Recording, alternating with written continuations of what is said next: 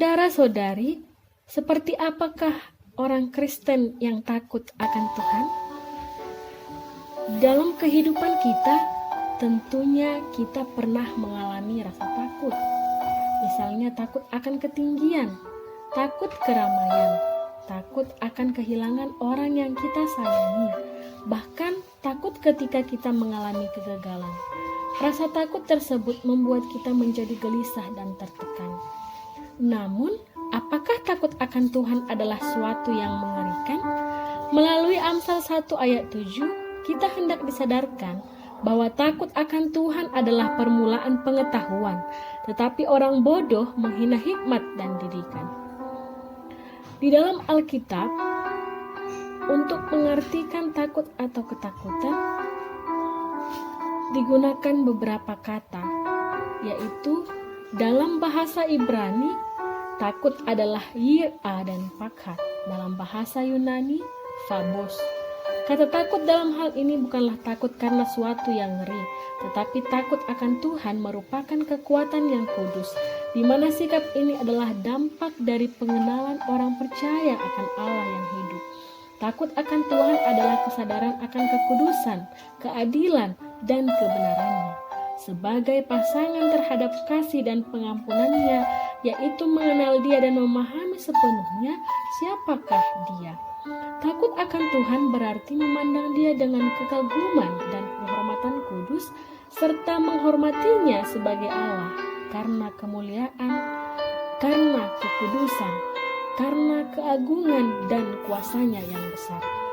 Dapat kita lihat di dalam Filipi 2 ayat 12. Takut akan Tuhan membuat kita menyadari bahwa Allah selalu mengawasi kita dan melihat segala sesuatu tentang kita. Takut yang kudus membantu kita untuk tetap berada di jalan yang benar dan menjaga kita agar tidak tersesat. Takut akan Tuhan menempatkan kita pada suatu jalan pengetahuan. Jalan ini memimpin kita kepada Allah, bukan menjauh dari Dia.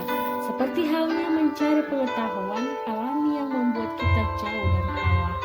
Takut akan Tuhan adalah didikan yang mendatangkan hikmat dan kerendahan hati mendahului keselamatan. Yang kedua, pengetahuan. Takut akan Tuhan adalah permulaan pengetahuan.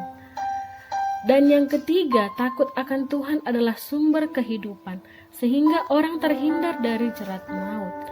Dan yang keempat adalah takut akan Tuhan memperpanjang umur, tetapi tahun-tahun orang fasik diperpendek. Dapat kita lihat dalam Amsal 10 ayat 27.